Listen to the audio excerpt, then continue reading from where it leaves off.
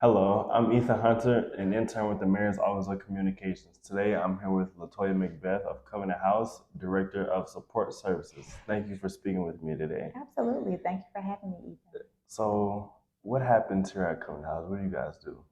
So, Covenant House, Georgia is a safe haven for young people who are experiencing homelessness and escaping trafficking.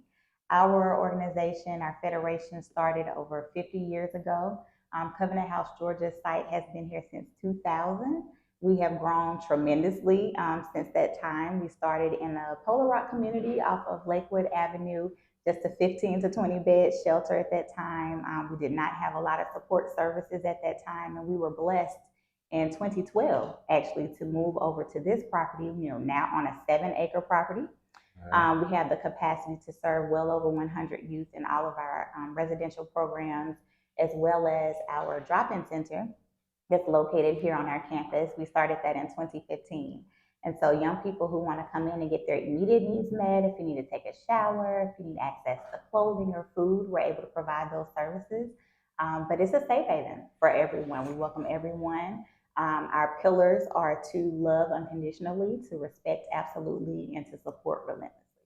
What's the process of coming into Covenant House? Coming in, so we are very proud to be what we call the Covenant House family. And so we speak a lot about Cub Love. That's kind of our slang. Mm. So if a young person comes to us, and they come to us in many different ways, we have a street outreach team that goes out in the evenings, also during the daytime, to just let people know who we are, make young people aware that we exist. And so some of our young people come through our street outreach team. They may show up at our community service drop-in center. We partner with a lot of school systems, with the Department for Family and Child Services. And so it's typically word of mouth in terms of how people show up at Covenant House's doors. When a young person comes to us, we're really mindful that they are coming to us with layers and layers of trauma. So they're coming to us in crisis, right? And so we're very mindful to not be super structured around the intake process. Nobody wants to be interviewed when they're coming in, fresh off the streets. If young people are open, though, to doing that intake process, we move forward with that. But a lot of times, you just want to take a shower, right? You just want a hot plate of food. You want some new, fresh clothes to put on, and we're very mindful of that. So when a youth comes to us, sorry, excuse me, we truly meet them where they are. And so we do the intake process. They go through an orientation phase. You get a youth handbook so you know we front load, right? What our expectations are, what resources are available to you. The week you come in, you're also assigned a case manager. So you're not out here on this journey alone, right?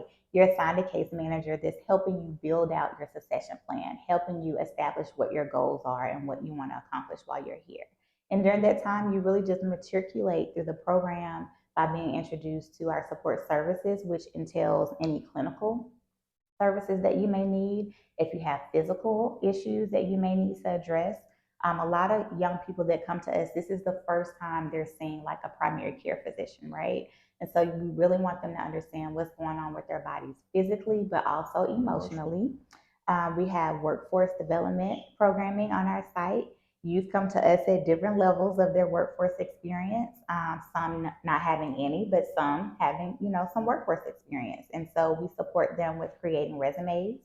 If you want to go out and look for a job, we teach them all the soft skills that they need to know: resume, cover letter, conflict resolution, personal branding, marketing, all the things you need to know to be successful in a job space, right? And then also academic support. If you have bounced around from foster home to foster home, if you've been couch surfing, if you've been displaced in any way, 9 times out of 10, education isn't at the top of the totem pole for you in terms of getting back engaged. So it's really important for us to get young people just excited about learning again. There's a lot of trauma, I hate to say this, around the school system. If you've been bullied in the school system, or if you've been kind of unfortunate to maybe have some teachers or some people around you that judge you based off your behavior rather than your trauma, right? School isn't the thing you're jumping up in the air about. And so we really are trying to expose our young people to the fact that learning is a lifelong endeavor for all of us. So our learning communities is a student-to-student model. We're not teaching them anything; we're teaching each other. And so, really compiling those mental health services, the physical support, workforce development, academic support.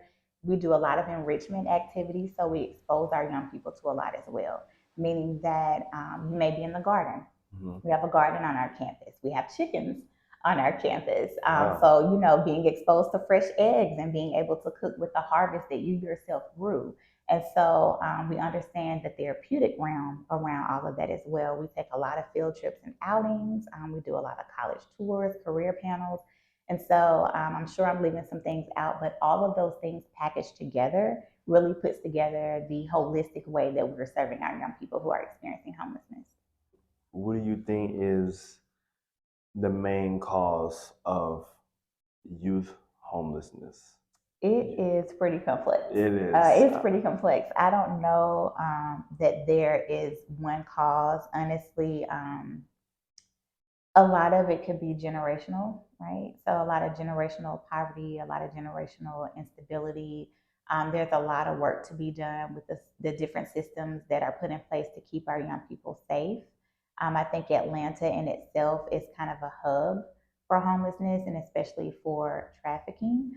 When you have a group or a population of people who have just experienced hardship before they were even born, just generationally.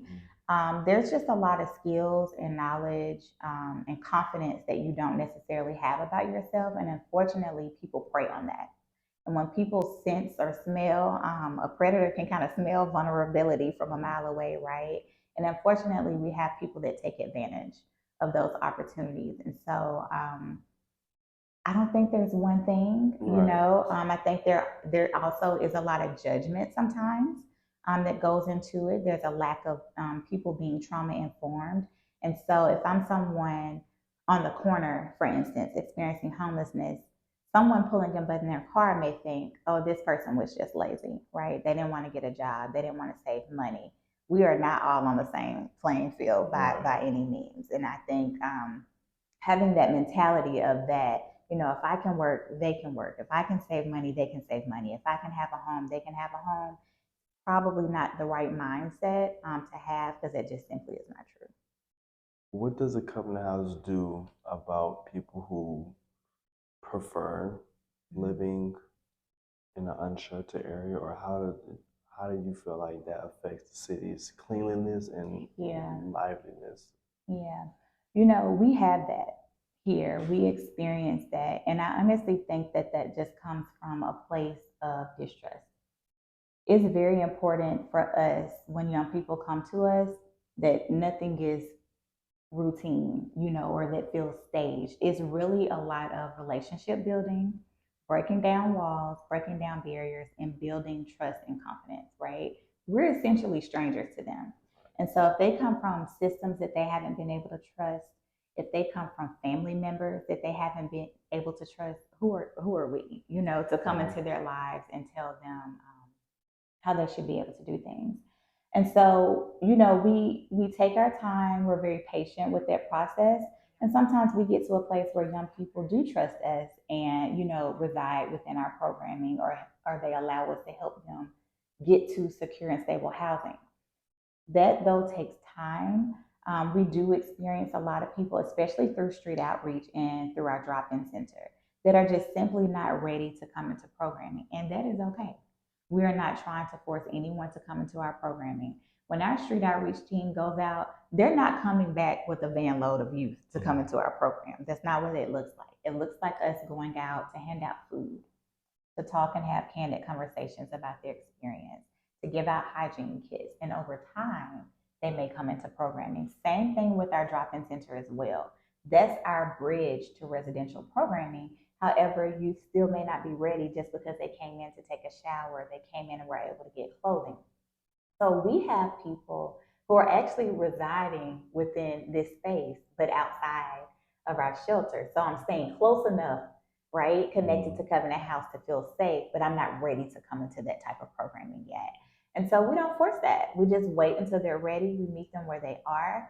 I think in terms of image and cleanliness and what that looks like for a city, like Atlanta, where people frequent, I think that in itself is complex. I do think that it poses an issue. It's more so, excuse me, like a public health crisis, so to speak. I'm not really more so concerned with the look of things because I'm not an image person. I believe in service, but really more so the health of those individuals and the safety of those individuals that are choosing to sleep outside on the streets. Um, Community is really the only answer to this. Turning a corner, getting people to shift their mindset and understand that it takes a community of us to wrap our arms around these people who are not just experiencing homelessness. A lot of times, they're experiencing mental health challenges, and so really taking the stigma away from what mental health looks like and what people feel like it is, and really helping people feel supported, helping people feel loved, making people feel welcomed, not having so many barriers to housing. I think there's a lot of rules there, as if it's not a human right, and Right. everyone deserves a good, clean, stable space to be. But when you don't feel welcome, right, you rather be somewhere else. And unfortunately, sometimes that somewhere else is on the streets of Atlanta. Thank you, Ms. Latoya Macbeth, for speaking with me today. It's been a pleasure Absolutely. talking with you, having this conversation with you. Thank you, Ethan.